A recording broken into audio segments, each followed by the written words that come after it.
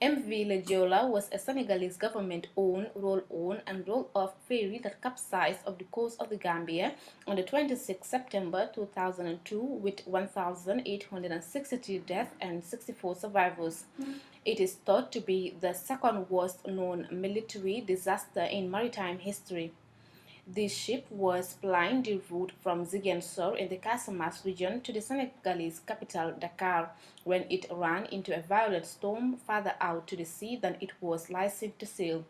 The estimated 2,000 passengers aboard, about half of whom lacked tickets, would have amounted to nearly 4 times the ship's designed load. The large numbers sleeping on deck and those above its center of buoyancy added further instability. Rescue operations did not start for several hours. The government inquiry principally blamed negligence, and accusations were levied on both the Senegalese president and prime minister. The ship was named Le Jola after the Jola people of southern Senegal, constructed in Germany and delivered in 1990. It was 79 meters, equivalent to 259 feet 20 inches long, and 12 meters, equivalent to 39 feet 4 inches wide, had two motors, and were equipped with some of the latest safety equipment available at the time of the disaster. Jola usually traveled twice a week and often carried women who sold mangoes and palm oil in Dakar. At the time of the disaster, the ship had been out of the service for almost a year, undergoing repairs, which included replacement of the port engine. About 1 p.m. on 26 September 2002, Jola set sail from Ziguinchor in the Casamance region on one of its frequent trips between southern Senegal and Dakar. Although the ship was designed to carry a maximum of 580 passengers and crew, an estimated 1,863 passengers were believed to have been on board, including 185 people who boarded the ship from Caribbean, an island where there was no formal port for entry or exit for passengers. The exact number of passengers remained unknown. Some Senegalese organizations put the number at over 2,000, but there were 1,034 travelers with tickets. The rest of the passengers were either not required to hold tickets, children aged less than 5, or had been permitted to travel for free, as often happened. The last call from the ferry staff was broadcasted to a maritime security center in Dakar at 10 p.m. and reported good sailing conditions. At around 11 p.m., the ship sailed into a storm off the coast of Gambia. As a result of the rough sea and wind, the ferry capsized, throwing passengers and cargo into the sea, all within 5 minutes. While many of the ship's passengers may have died during or immediately following the capsizing, a large number probably survived only to drown while awaiting rescue. Government rescue team did not arrive at the scene until the morning following the incident. Although local fishermen rescued some survivors from the sea several hours before, only 64 passengers survived.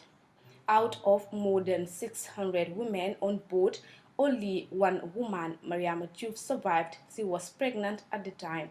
Sometime before the rescue team arrived, local fishermen with pirogue in the area of the tragedy started the first effort to pull survivors out of the water. They were able to rescue a few people but also recovered several bodies that were floating around Jola. At 2 p.m., they rescued a 15-year-old boy. The boy confirmed that there were still many people trapped alive inside the ship. There were reports of noise and screaming coming from within.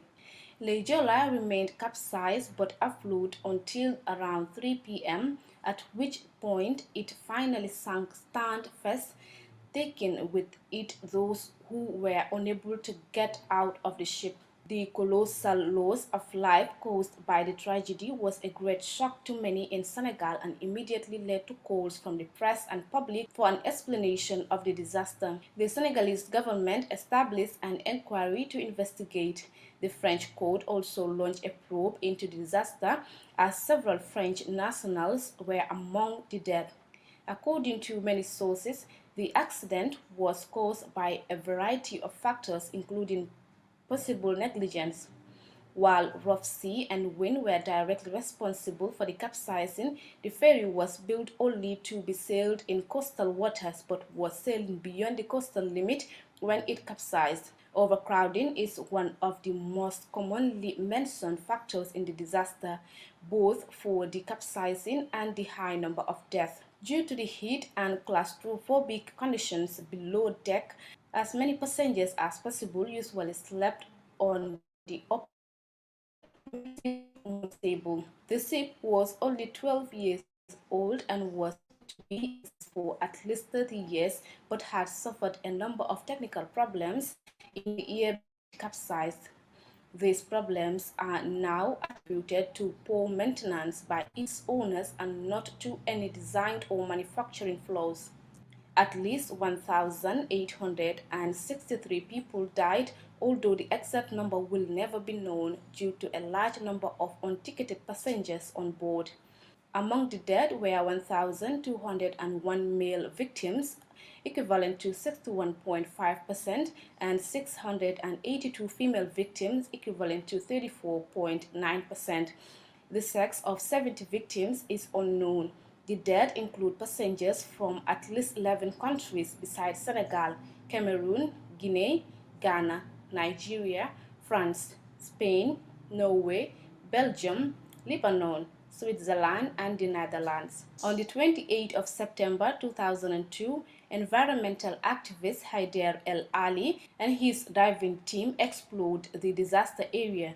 They saw no survivors but many bodies of men and women, children inside the ship. 300 corpses trapped inside were freed.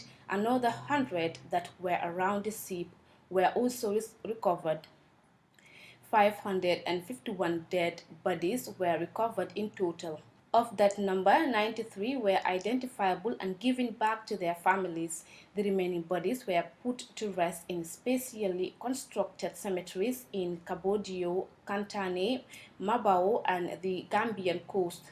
National funerals were held on 11th October 2002 at the Esplanade du Souvenir in Dakar. The Senegalese government initially offered families a payment of around 22,000 US dollars per victim and fired several officials, but no one has ever been prosecuted, and the official report was closed a year after the disaster.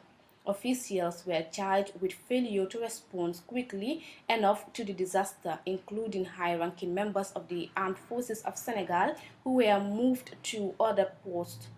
Despite this, little light was ever casted upon those who allowed the ferry to be overloaded or poorly maintained. Prime Minister Mam Major Boy was dismissed by President Abdoulaye Wade after the disaster, with much of her cabinet reportedly for mishandling the rescue.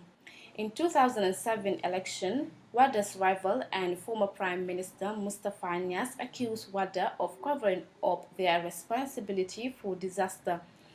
Families of victims, many of whom have been unwilling or unable to claim reparations, have continued to be highly critical of the government over its handling of the rescue, the operations of the ferry which led to the disaster, and the reparation process. Families of French victims refused the 2003 reparations package and have persuaded the Senegalese authorities in French courts. On the 12th September 2008, French judges Joan Wilfred Noël handed down an indictment of the 9 Senegalese officials, including Boy and former Army Chief of Staff General Babacar Gaye. Senegalese official and popular reaction against these charges coming from the former colonial power have been hostile, with the Senegalese government issuing an arrest warrant for Noël in return.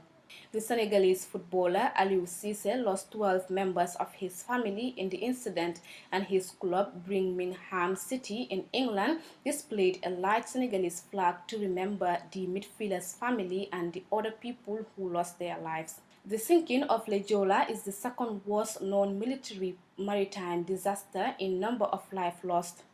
The first is considered to be MV Donar Paz in 1987 with an estimated number of over 4,000 dead. RMS Titanic, which sank in 1912 with 1,517 dead, would be the third according to the World Almanac and the New York Times. Source Wikipedia. Reporting for LSTV1,